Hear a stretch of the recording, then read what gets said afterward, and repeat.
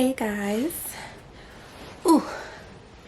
Okay, so as you can see from the title of the video, I wanted to talk about pharmacy today and how you can get started as a pharmacy technician. So really quick, I'm just gonna go through my timeline. Sorry, I'm tired. Oof. I just got off work. It's 5 a.m. to 1:30 p.m. all week. I'm tired.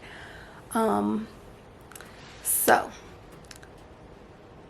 let's see. I started in retail pharmacy in 2017. I was there for over a year, and then I got into a hospital pharmacy and I was there for about 6 months. I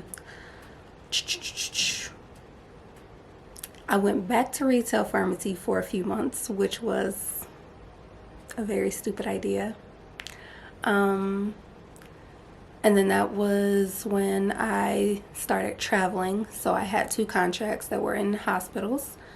I came back home, and then I worked in a home infusion pharmacy for a couple of months, and then a mail order pharmacy call center for a few months, and then I was back to traveling.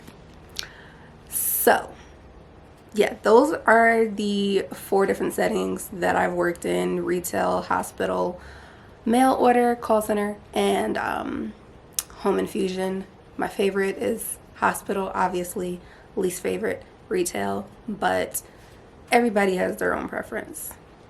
So really quick, just how I got started, and I'm pretty sure that I mentioned this in my very first video about like how to get started as a traveling pharmacy technician, but we'll just focus on like getting started as a technician, period.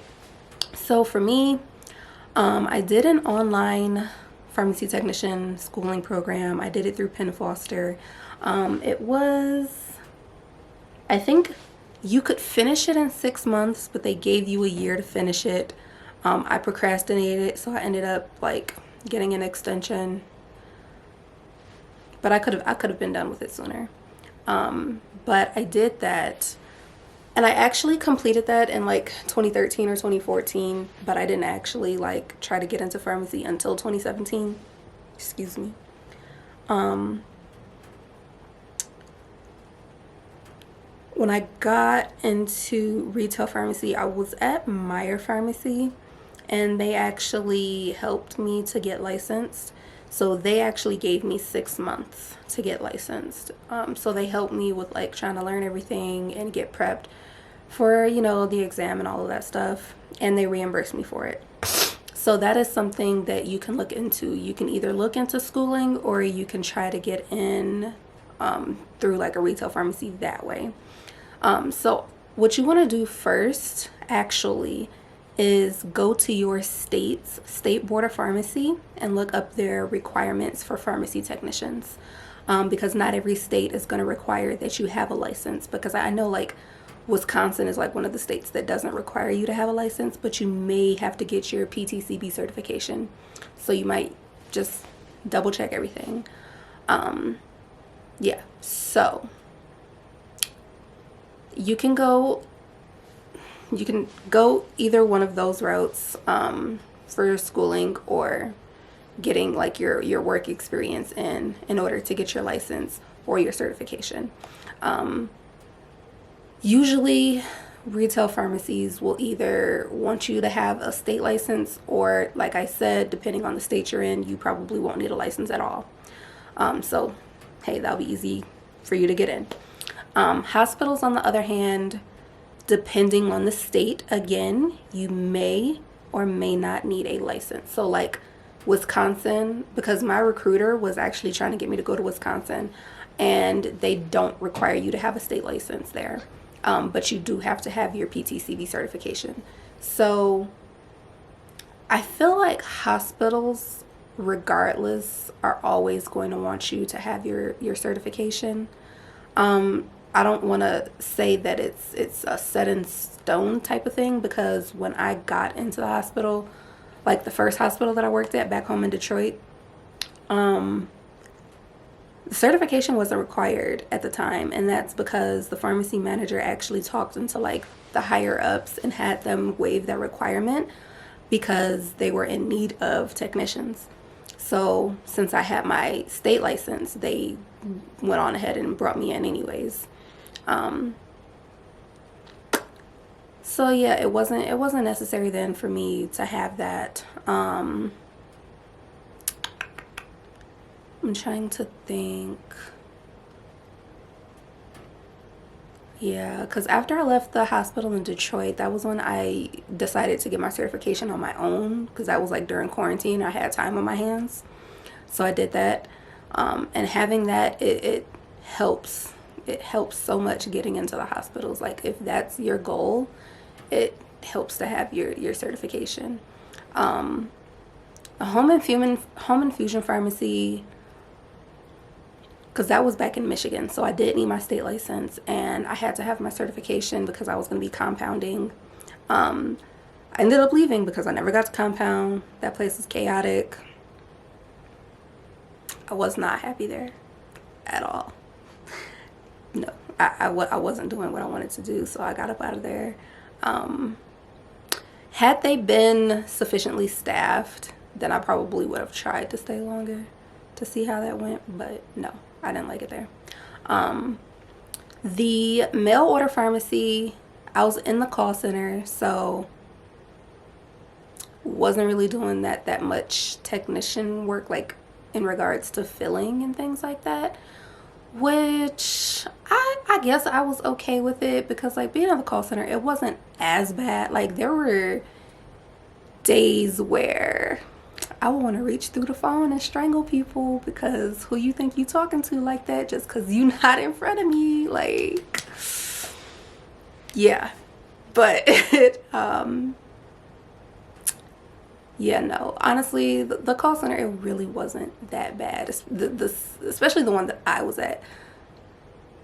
Honestly, if I didn't start traveling again, I feel like I would probably still be there, because that place was like mad chill. It was mad laid back. Like they stayed on top of their shit. They made sure that everybody, you know, was doing what they were supposed to be doing, that everybody was getting help if they needed it. All of that. They listened, they made sure you were good, but yeah, no. They were mad laid back. It was nice there. I'm not gonna lie to you. It was cool.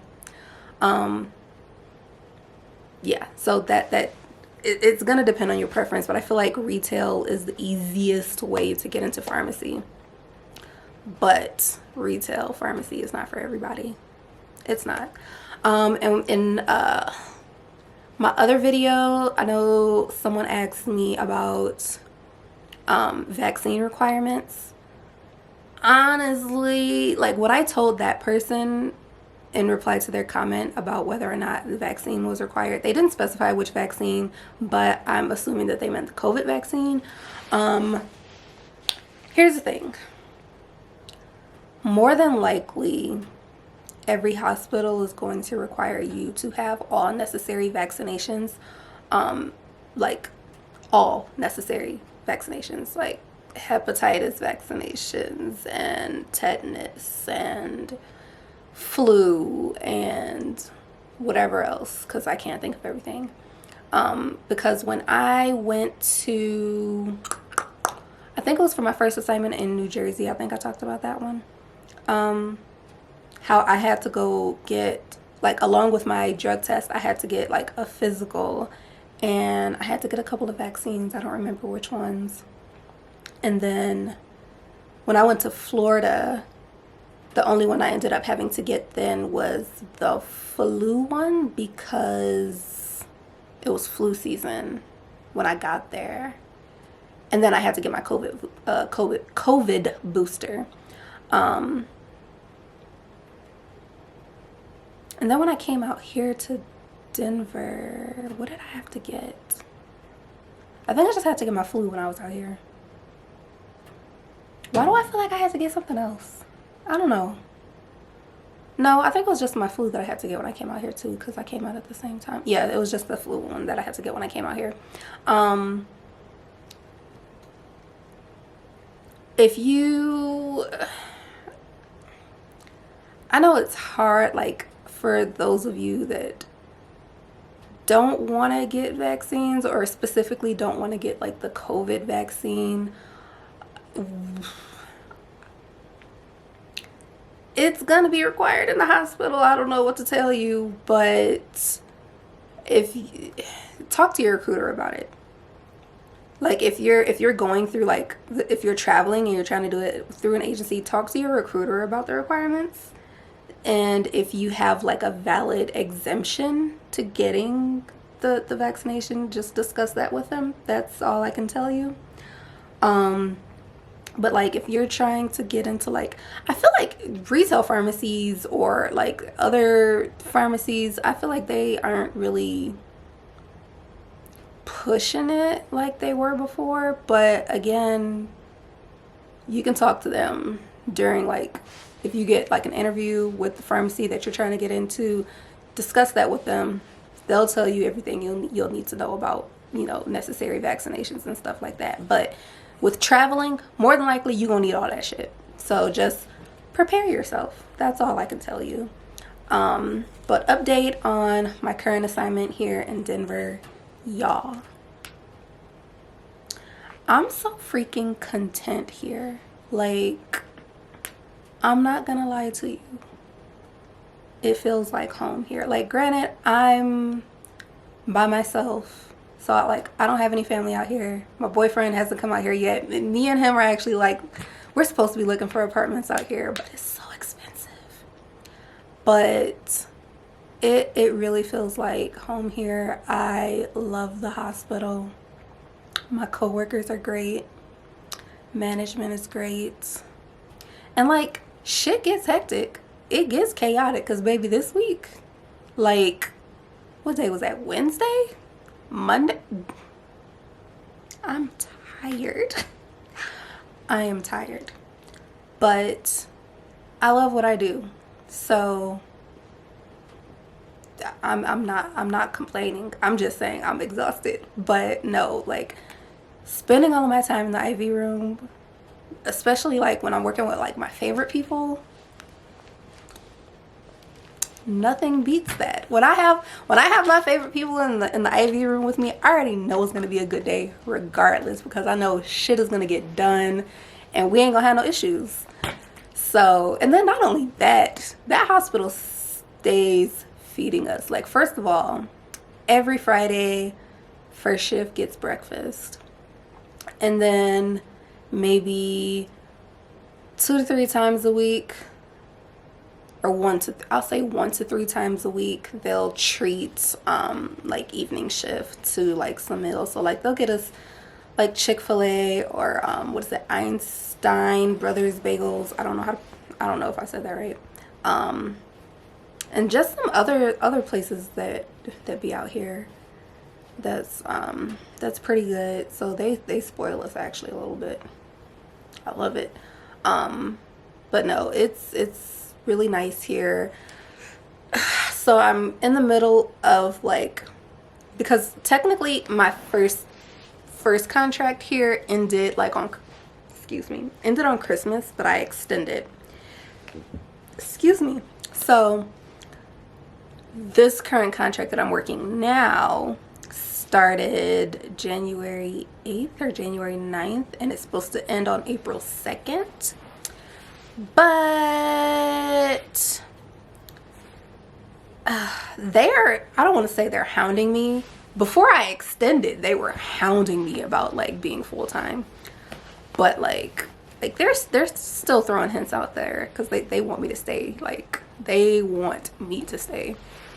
And at this point, I feel like I honestly am gonna end up staying. Hello, I said me and my boyfriend are looking for places out here, but I feel like I'm just gonna try to extend again, only because of the weekly pay. Like, if I went full time, then I gotta go back to getting paid every other week, every 2 weeks. I don't like that. I don't miss that. Yeah, I don't miss that. And I know I'm gonna have to do it eventually, but for right now I'm gonna just stick to this little contract here and enjoy myself. But yeah, so that's how it's going here. I have no issues. My recruiter been sending me stuff that I don't need. My recruiter, before I even told my recruiter that I wanted to extend last year, she sent me a hiking backpack. And it was so funny because when I told my roommate about it, she's like, well, it's a little too cold to go hiking now. And I'm just thinking to myself, I'm like, I feel like my recruiter is plotting on me. Because like I'm not going to be able to hike until, you know, spring, until it gets warmer. And I feel like it was like, what, November when she sent me that. So I'm just like, girl, were you plotting on me to stay here too? I'm suspicious. But yeah, no, I done got sent like a traveling pillow blanket type thing. I got this little like, what is it, like a scrub jacket thing or whatever. They spoiled me too, but it's great. But you know, that's all I have for right now for trying to get into pharmacy. If you have any other questions, you can go ahead and drop them down below, or you can hit me up in my DMs on Instagram. I don't mind that either. But make sure you like, comment, subscribe. If you have any other questions, like I said, go ahead, shoot them down below. Thank you for watching. Okay, bye.